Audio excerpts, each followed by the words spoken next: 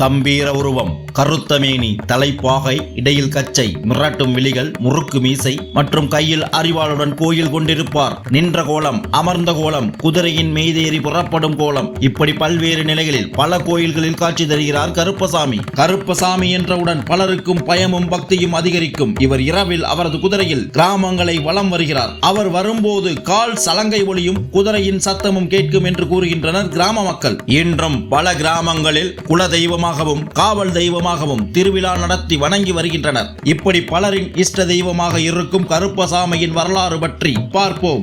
நாம் அனைவரும் ஸ்ரீராமருக்கும் சீதைக்கும் இரு பிள்ளைகள் உள்ளனர் என்பதை அறிந்திருப்போம். ஆனால் உண்மையில் ஸ்ரீராமருக்கும் சீதைக்கும் பிறந்தது லவன் என்ற ஒரு குழந்தை மட்டுமே என்று கூறப்படுகிறது. ராமரின் கட்டளையை ஏற்று சீதையை வனத்தில் விட்டுவிட்டு வந்தார் லட்சுமணன். சீதை வனத்தில் தனித்திருப்பதை கண்ட வால்மீகி முனிவர் நடந்ததை அறிந்தார். கற்பமுற்றிருக்கும் சீதையை தன் குடிலில் வந்து தங்குமாறு வேண்டினார் வால்மீகி முனிவர். வால்மீகி முனிவரின் குடிலில் சீதை தங்கி இருந்து லவனை பெற்றெடுத்தாள். ஒரு நாள் சீதை தண்ணீர் எடுக்க செல்லும் போது வால்மீகி முனிவரிடம் லவனை பார்த்து கொள்ளுமாறு வேண்டிக் கொண்டு சென்றால் திரும்பி வந்து குழந்தை லவனை தூக்கி கொண்டு வால்மீகியின் பர்ணசாலைக்கு வெளியே வந்து உணவு ஊட்டிக் கொண்டிருந்தாள் சீதை. இதை வால்மீகி முனிவர் அறியவில்லை. திடீரென்று பார்க்கும் போது குழந்தை அங்கு இல்லை என்பதை உணர்ந்த வால்மீகி முனிவர் குழந்தையை காணவில்லை என்றால் சீதை எங்கு தன்னை சபித்து விடுவாளோ என எண்ணி தனது தவ வலிமையால் உருவேற்றி கீழே கிடந்த தர்ப்பை புற்களை கொண்டு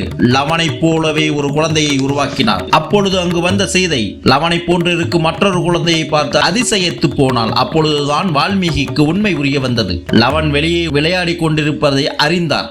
என்ன செய்வதென்று யோசித்துக் கொண்டிருந்த வால்மீகி முனிவரிடம் சீதை தன் பிள்ளையை போலிருக்கும் இக்குழந்தையையும் தானே வளர்ப்பதாக கூறினார். அக்குழந்தைக்கு குஷன் என பெயரிட்டார் வால்மீகி முனிவர். இவ்வாறாக லவன் குஷன் இருவரும் வால்மீகி முனிவரின் ஆசிரமத்திலேயே வளர்ந்து வந்தனர். மறுபுறம் அயோத்தியில் அஸ்வமேத யாகம் நடத்த முடிவு செய்தனர். அஸ்வமேத யாகம் என்றால் பட்டத்து குதிரையின் முகத்தில் பட்டயம் ஒன்று எழுதி கட்டிவிடப்பட்டிருக்கும். அப்பட்டயத்தில் இக்குதிரையானது எப்பகுதிக்கெல்லாம் வருகிறதோ அப்பகுதிகள் அயோத்தியின் ஆளுகைக்கு உட்பட்டது என்ற வாசகம் எழுதப்பட்டிருக்கும். இவ்வாறாக அஸ்வமேத குதிரையானது பாரத தேசத்தின் பல பகுதிகளுக்கும் சென்று வந்தது.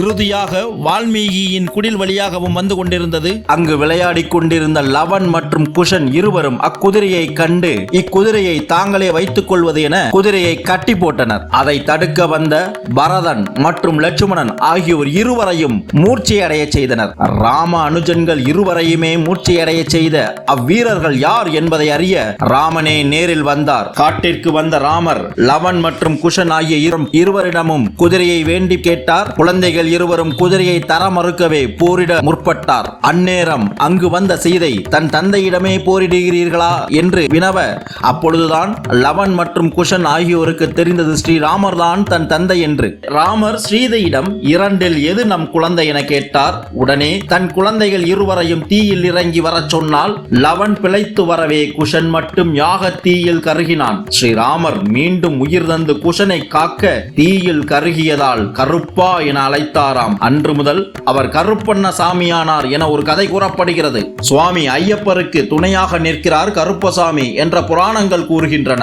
சிறுவனாக இருந்த ஐயப்பர் மகிழ்ச்சியை வதம் செய்ய புறப்பட்ட போது சிவபெருமான் தனது அம்சமாகிய கருப்பசாமியை அழைத்து ஐயப்பன் சிறு வயதினன், அவன் படைக்கு நீயே சேனாதிபதியாக தலைமை ஏற்று அவன் வெற்றி பெற உதவி செய் என ஆணையிட்டாராம். அதன்படியே ஐயப்பரின் வெற்றிக்கு துணை நின்றாராம் கருப்பசாமி. சபரிமலையில் 18ஆம் படியில் அருகே வலப்புறத்தில் 18ஆம் படி கருப்பராக சந்நிதி கொண்டிருக்கிறார் கருப்பண்ணசாமி. கருப்பசாமிக்கு பொய் என்பது சுத்தமாக பிடிக்காது.